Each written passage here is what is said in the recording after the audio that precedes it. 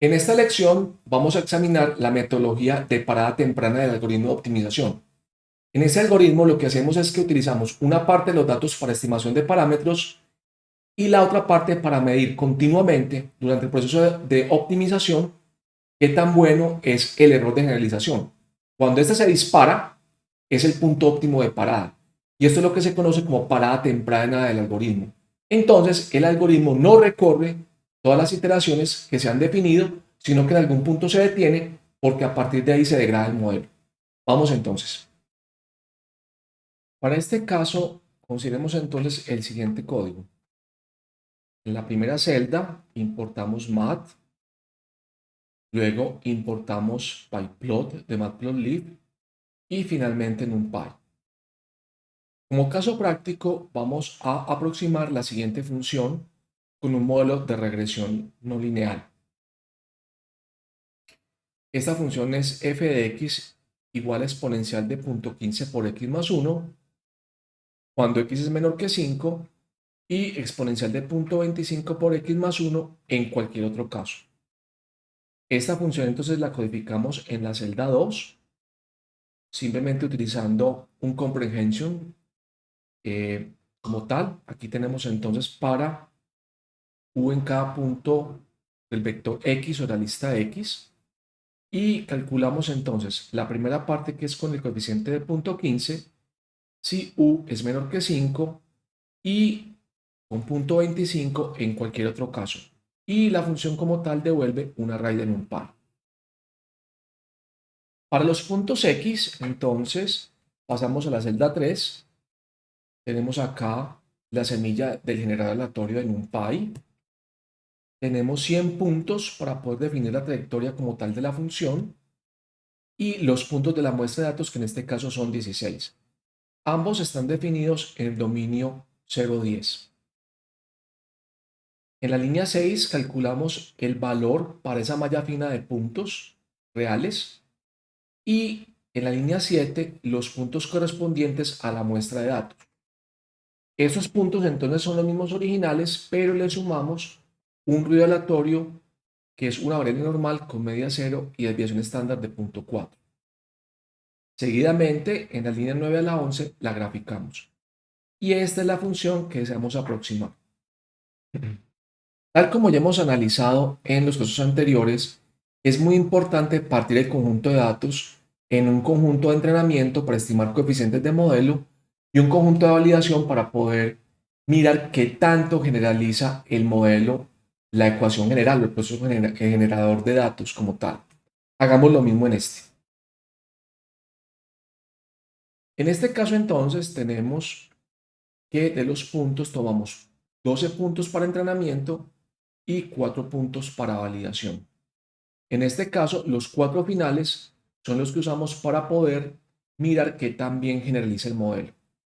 Tenemos entonces el X y el valor deseado para la muestra de entrenamiento y el X y el valor deseado para la muestra de testing. De los 16 puntos tomamos los primeros 12 para esa muestra de entrenamiento y de esos 16 puntos borramos los 12 iniciales para obtener la muestra de prueba. Graficamos y obtenemos esta figura. Estos primeros 12 puntos son usados para calibrar los parámetros del modelo y los últimos 4 son utilizados para poder medir la generalización como tal.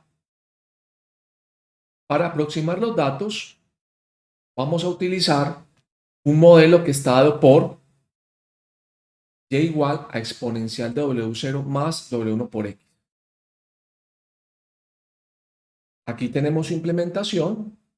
Noten entonces que W0 y W1 son parte de las entradas al modelo y aquí tenemos el X.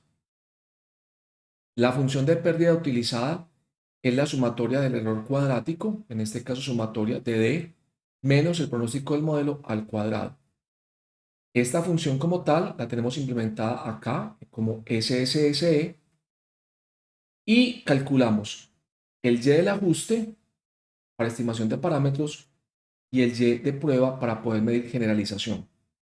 En este caso llamamos el primero con XFIT y el segundo con XTest. La línea 4 y la línea 7 calculan la sumatoria del error cuadrático para ambos conjuntos, el de prueba y el de entrenamiento como tal. En la línea 13 simplemente devolvemos los dos SSE. Para aplicar el modelo del gradiente descendente calculamos entonces la derivada de la función g de x, que es la que estamos utilizando para la aproximación como tal. Es esta que tenemos aquí. Esta. Entonces, la derivada de g de x es la derivada respecto a w sub 0 de el exponencial de w sub 0 más w1x. La derivada de a a la x es e a la x por la derivada interna. Entonces tenemos acá el exponencial de la función por la derivada interna respecto a w sub 0. Acá esta derivada interna vale 1 y nos queda entonces que la derivada de la función respecto a w sub 0 es el exponencial de w sub 0 más w sub 1 por x, o sea, el mismo g de x. La derivada de la función respecto a w sub 1 es la derivada parcial respecto a w sub 1 de g de x es igual a la derivada parcial respecto a w sub 1 de exponencial de w0 más w1 por x. Esta parte es igual y aquí la diferencia es que la derivada respecto a w sub 1 es x como tal. Aquí lo tenemos y por tanto la derivada final entonces será x por g de x. En la celda 7 entonces realizamos la implementación y calculamos el gradiente de la función g. Esta recibe únicamente W0 y W1 y tenemos entonces que W0 será, gradiente será G de W0, W1, XFIT, la parte de entrenamiento, y la parte del gradiente de W1 será GI por XI para un comprehension que recorre el gradiente y el XFIT como tal para poder hacer la multiplicación punto a punto. Retornamos el gradiente respecto a W sub 0 y el gradiente respecto a W sub 1. Al igual que en los casos anteriores, calculamos el gradiente de la función de pérdida. En este caso, el gradiente respecto al peso o parámetro WJ de la función de error. Esto tuvimos que derivar respecto a J la sumatoria del error cuadrático o error instantáneo, metiendo la parte hacia adentro, llevando hacia adentro la derivada. Obtenemos que esto es sumatoria de la derivada del error al cuadrado, o lo que es lo mismo, 2 por e por la derivada interna. Esto es equivalente a tener a 2 por e por la derivada del deseado menos la aproximación que tenemos. De esta forma entonces obtenemos que la derivada de w respecto a esta parte de acá realmente es lo mismo que derivar respecto a menos la función g. Es decir, la derivada respecto a cualquier peso será la sumatoria de 2 menos 2 por el error por la derivada de g respecto al peso wj. Pasamos entonces a la implementación y tenemos que el gradiente de la función de error SSE es el cálculo del g para el XFIT, la parte de entrenamiento, el cómputo del error para cada punto, en este comprehension que tenemos acá, el cálculo del gradiente de la función g y el correspondiente cálculo que tenemos en la parte de arriba que es gradiente de SS respecto a W sub 0 igual a la sumatoria de menos 2 por el error por el valor de g para cada punto en E y el gradiente de W sub 0. Lo mismo que el gradiente de SSE respecto a W sub 1 es la sumatoria de menos 2 por el error por g y en el comprehension respecto al gradiente de g respecto a W sub 1. Devolvemos ambos gradientes como tal. Para implementar el método del gradiente descendente, entonces calculamos la función de corrección de parámetros o mejora. Esta recibe los pesos o parámetros del modelo y la tasa de aprendizaje.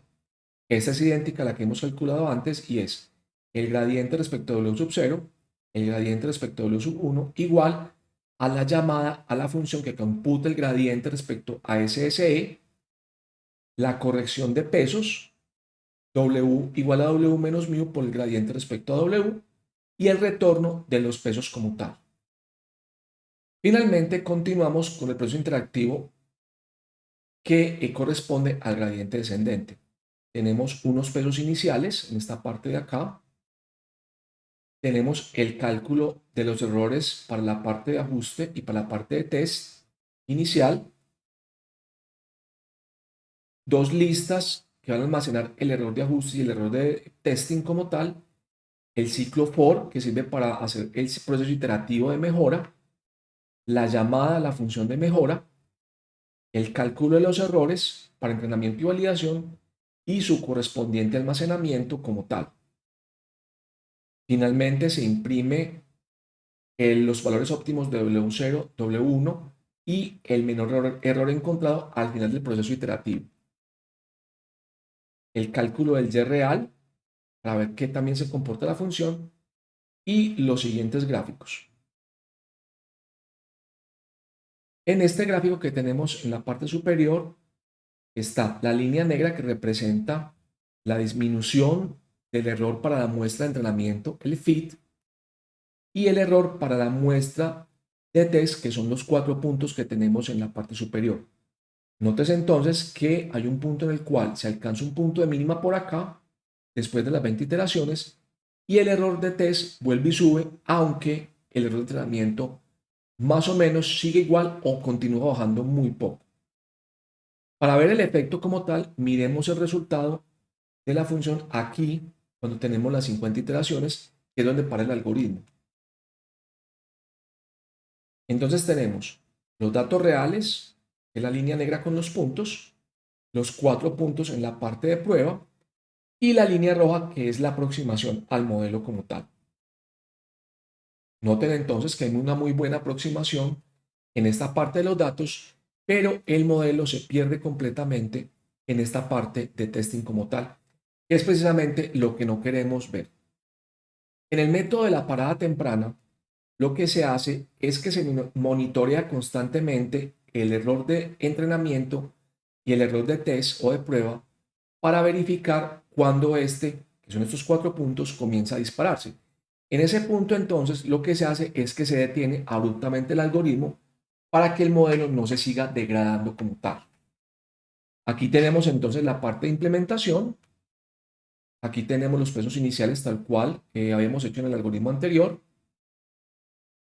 El error inicial para la muestra de entrenamiento y la muestra de prueba. Y vamos a almacenar el error de prueba de la iteración anterior. Ese es el punto clave para poder medir el modelo que también generaliza. Aquí hacemos entonces un ciclo for para 100 iteraciones y llamamos el proceso de mejora. En cada iteración, y aquí está el punto clave, calculamos simultáneamente la sumatoria del error al cuadrado para la muestra de entrenamiento y para la muestra de prueba como tal. El proceso de early stopping lo que hace es que verifica si el error anterior es ninguno, o sea, es la primera iteración, se almacena ese punto como punto de referencia. Si no, pasa lo siguiente: si el error previo es mayor que el error actual, es decir, vamos mejorando en el error de generalización, este se almacena y el ciclo continúa. En caso contrario, cuando el error de prueba es más alto para la iteración actual que la iteración anterior, el proceso se detiene y esto es lo que se conoce como parada temprana. Aquí entonces tenemos la impresión de parámetros y la gráfica como tal. Observemos qué es lo que pasa. Noten entonces que el error de entrenamiento empieza a disminuir, por acá sigue muy horizontal, muy abajo. Este es el error de testing y cuando empieza a subir, es decir, este es el punto óptimo, el algoritmo se detiene y devuelve esos parámetros como parámetros óptimos. Ahora, ¿qué es lo que está aproximando? Noten acá el comportamiento cuando el algoritmo se detiene. Noten que acá no es tan buena la aproximación que teníamos a esta parte de los puntos en la muestra de entrenamiento. Es esta misma, esta podría decirse que es un poco mejor, pero tiene un comportamiento mucho mejor en la parte de la muestra de prueba. La diferencia es bastante grande y se puede observar a simple vista. Entonces, un mecanismo para poder evitar que el modelo se sobreentrene, vaya más allá de lo que debe obtener, es introducir entonces el monitoreo de la muestra de testing con el fin de poder detener la optimización cuando este error empieza a disminuir. Es decir, lo que queremos hacer es bajar, bajar, bajar, y cuando empiece a degradarse, que es en esta parte, el algoritmo pare y devuelve este modelo que se considera como modelo óptimo. En resumidas cuentas, lo que estamos buscando entonces es lograr que el modelo alcance la máxima generalización posible. Eso es una mezcla entre algoritmo de entrenamiento, cambio de parámetros, tasa de aprendizaje, etc. Pero en última instancia queremos es lograr esto, que el modelo capture de la mejor forma el proceso generador de los datos como tal. Y el stopping es una metodología muy utilizada para evitar que el modelo pase ese punto y empiece a memorizar datos como tal, lo que puede ser bastante difícil.